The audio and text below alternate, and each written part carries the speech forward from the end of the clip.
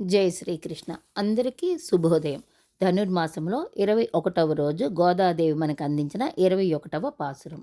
ఏట్ర కళంగల్ ఎదిర్ పొంగి మీదళిప్ప மாற்றாதே பால் சொரியும் வள்ளல் பெரும் பசுக்கள் ஆற்றப்படைத்தான் மகனே அறிவுராய் ஊற்றமுடையாய் பெரியாய் உலகினில் தோற்றமாய் நின்ற சுடரே துயிலலாய் மாற்றாறு நக்கு வலி தொலைந்து உன் வாசற்கண் ஆற்றாது வந்து உன்னடி பணியுமா போலே போற்றியாம் வந்தோம் పుగళంద ఏలోరెంబావాయ్.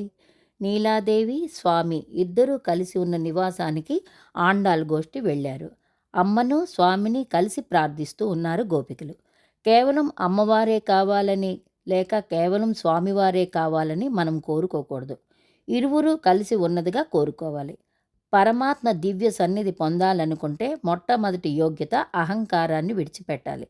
నేను, నాది, నాకు అనే దానితోనే మనం నడుస్తూ ఉంటాం. సకల అరిష్టాలకు మూలం ఈ అహంకారమే. దాని నుంచి బయటపడటమే భక్తి కలగడం. భక్తి ఎప్పుడైతే కలిగిందో ఇవన్నీ పోతాయి. ఇంకా ఇవన్నీ పోలేదు అంటే భక్తి మనలో ఇంకా కలగలేదు. ఈ పాసురంలో పశు సంపద గురించి ఆండాళ్ తల్లి తెలియపరుస్తున్నారు. అమ్మ, మీ ఇంట్లో ఉన్న పశువులు ఎలా ఉన్నాయంటే ఎడతెరప లేకుండా పాలు స్రవిస్తూ ఉన్నాయి. పశువులు ఎంత ఉదారంగా ఉన్నాయంటే పొదుగు కింద కుండ పెట్టగానే పెద్ద దార్లగా పాలు స్రవిస్తున్నాయి. గొల్లపిల్లలు కృష్ణుడు వస్తే ఆ గోవులు దా పాలు తాగు అని పిలుస్తాయట.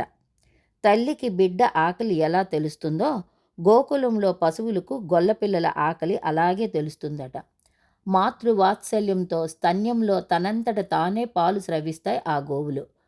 పశువుల పొదుగుల కింద కుండలు పెడుతుంటే వర్షము పడినంత ధార్లగా స్రవిస్తూ ఉంటే కుండలు నిండిపోయి ఉబికిపోతున్నాయి ఆ పాలు. అటువంటి పశు సంపద అని ఆండాళ్ తల్లి కీర్తిస్తున్నారు. ఉదారమైన పశువులు అంటే ఆచార్యులకు సమానముగా చెబుతున్నారు. ఆచార్యులు అనేక శాస్త్రాల్లో ఉన్న అర్థాలన్నీ తాము తీసుకొని గ్రహిస్తారు. గ్రహించి విరామము లేకుండా అవిశ్రాంతిగా తమ యొక్క నోటి నుండి గంగా ప్రవాహంలా అలా అలా అఖండమైనటువంటి అమృత జ్ఞాన వర్షాన్ని కురిపిస్తూ ఉంటారు ఆచార్యులు. కుండలలో గోవులు పాలు స్రవిస్తుంటే అవి ఉబికి ఎలా వస్తున్నాయో ఆచార్యులు వేద జ్ఞానమును అలా చెబుతూ ఉంటారు. ఆండాల్ గోష్ఠి తమ ఎదురుగా ఉన్న కృష్ణుణ్ణి ఒక గొల్లవానిగా, ఒక చిన్న పిల్లవానిగా, అల్లరి చేస్తున్న వానిగా అనుకోవడం లేదు. కృష్ణయ్య దృఢమైనటువంటి ప్రమాణములు కలిగినవాడు, ఎటువంటి ప్రమాణములకు అందనటువంటి వాడు అని కీర్తిస్తున్నారు. ఇంద్రియముల ద్వారా తెలుసుకున్న జ్ఞానమును ప్రత్యక్ష ప్రమాణము అని అంటారు. ఈ జ్ఞానము ద్వారా పరమాత్మను తెలుసుకోలేం. అతీత శక్తులు కూడా ఎన్నో ఉన్నాయి, దాని ద్వారా కూడా పరమాత్మను తెలుసుకోలేం.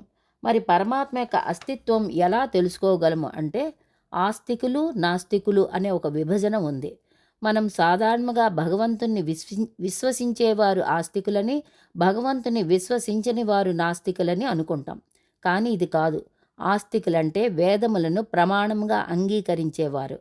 వేదములను ప్రమాణంగా అంగీకరించని వారు నాస్తికులు. పరమాత్మ యొక్క జ్ఞానము వేద ప్రమాణము ద్వారా మాత్రమే తెలుసుకోగలరు. అందుకే ఇది వేద భూమి అన్నారు. వేదములు అంటే జ్ఞానం యొక్క నిధులు. అమ్మ, దివ్యమైనటువంటి పరంజ్యోతి స్వరూపుడైన పరమాత్మను మేలుకొలపడానికి పాడటానికి వచ్చాం తల్లి అని అంటున్నారు. మేమందరము వచ్చి నీ ఇంట వాగిట నిలబడి ఉన్నాం. మనం ఒకరిని అర్థించడానికి వెళ్ళినప్పుడు వేచి ఉండాలి, ఓపికతో ఉండాలి, వినయంతో ఉండాలి. అటువంటి గుణములు కలిగిన ఈ గోపికలు ఇంటి వాకిట వద్ద వేచి ఉన్నారు. అమ్మ నీలాదేవి, మీ ఇరువురి గుణముల వద్ద మేము ఓడిపోయి మీ పాదముల వద్ద శరణాగతితో ఉన్నాము అని చెబుతున్నారు గోపికలు. ఎంత గొప్ప శరణాగతి గోపికలది.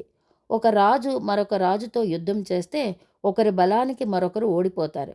కానీ పరమాత్మ దగ్గర ఎలా ఓడిపోవాలంటే స్వామి గుణముల దగ్గర ఓడిపోవాలి. అంత గుణ సంపద ఒక్క పరమాత్మ దగ్గరే ఉంటుంది. స్వామి, అమ్మ, మీ ఇరువురికి మంగళాశాసనము పాడటానికి కోరికతో వచ్చామమ్మా అని అంటున్నారు ఆండాళ్ బృందం. లోకానికి శుభాన్ని చేకూర్చేటటువంటిది ఈ శ్రీవ్రతం. ఆండాళ్ తిరువడిగళే శరణం.